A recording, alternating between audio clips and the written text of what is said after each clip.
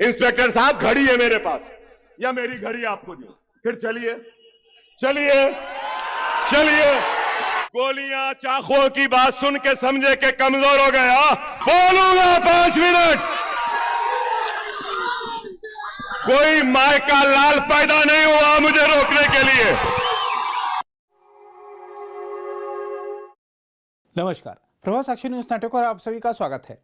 AIMIM के प्रमुख असदुद्दीन ओवैसी ही भड़काऊ भाषण नहीं देते, बल्कि उनके छोटे भाई और तेलंगाना के विधायक अकबरुद्दीन ओवैसी तो कभी कभी अपने बड़े भाई से भी आगे निकल जाते हैं। तेलंगाना विधानसभा चुनाव के लिए इन दिनों अकबरुद्दीन अपनी पार्टी के लिए खूब प्रचार कर रहे हैं और आक्रामक रुख दिखाते हुए अपने विरोधियों पर जोरदार निशाने साध रहे हैं। इसी क्रम में हैदराबाद के ललिता बाग में एक सार्वजनिक जनसभा को संबोधित करने के दौरान जब रात के 10 बज गए तो पुलिस ने उन्हें अपना भाषण बंद करने के लिए कहा, क्योंकि 10 बजे के बाद माइक का उपयोग नहीं किया जा सकता। लेकिन पुलिस के आग्रह पर अकबरुद्दीन ओवैसी भड़क गए और पुलिस को ही चेतावनी देते हुए कहा, मुझे रोकने वाला अभी तक कोई पैदा नहीं हुआ है। इंस्पेक्टर साहब घड़ी है मेरे पास या मेरी घड़ी आपको दूं? फिर चलिए चलिए चलिए। गोलियां चाकुओं की बात सुन के समझे के कमजोर हो गया। अभी भी बहुत हिम्मत है। 6 ओवर बड़े आके ठहरे। 5 मिनट है, अभी बोलूंगा 5 मिनट। कोई माय का लाल पैदा नहीं हुआ मुझे रोकने के लिए। सही है ना? चंद्रायन गुट्टा बता दो। इशारा कर दिया तो दौड़ना पड़ेगा। दौड़ाए। मैं आपसे यही कह रहा हूं, कैसी आते हमारे इत्तेहाद को कमजोर करने के लिए। होशियार रहो।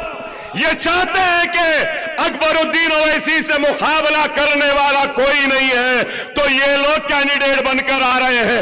आ जाओ, देख लेते हैं तुम जीते या हम। तो आपसे यही कह रहा था, मुनज्जम रहो, मुत्तैद रहो। जमात ताकत है, जमात को मजबूत रखो।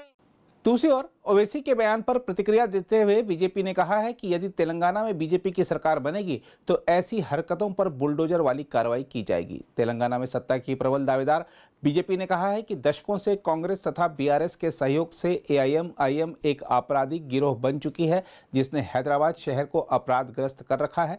तेलंगाना बीजेपी का कहना है कि अब इस गंदगी को साफ करने का मौका आ गया है। जहां तक अकबरुद्दीन ओवैसी के व्यक्तित्व की बात है तो आपको बता दें कि उनको विवादों में रहने का शौक है, जिसके चलते वह लगातार विवादित बयान देते रहते हैं।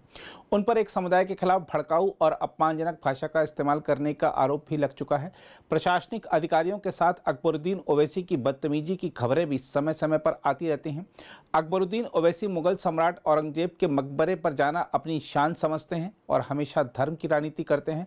हम आपको यह बता दें कि असदुद्दीन ओवैसी के दादा अब्दुल वहीद ओवैसी ने 1927 में बनी मजलिस-ए-इत्तेहादुल मुसलमीन को 1957 में ऑल इंडिया मजलिस-ए-इत्तेहादुल मुसलमीन के नाम से फिर से शुरू किया था, जिसे बाद में उनके बेटे और हैदराबाद से 2 दशक तक लोकसभा के सदस्य रहे सलाहुद्दीन ओवैसी ने आगे बढ़ाया। अब एआईएमआईएम की सांप्रदायिक राजनीति को आगे बढ़ाने का जिम्मा असदुद्दीन और अकबरुद्दीन ओवैसी ने उठाया हुआ है। बहरहाल देखा जाए तो ओवैसी भाइयों की राजनीति विशुद्ध सांप्रदायिक है। कट्टरपंथी ताकतों का उभरना हमारे देश और लोकतंत्र के लिए ठीक नहीं है और इस तरह की राजनीति कभी भी देश का हित नहीं कर सकती। अगर आप भी लेना चाहते हैं देश दुनिया की तमाम जानकारी तो आज ही सब्सक्राइब करें हमारे चैनल को। साथ ही नीचे दिए बेल आइकन को जरूर दबाएं ताकि हर अपडेट आप तक पहुंच सके।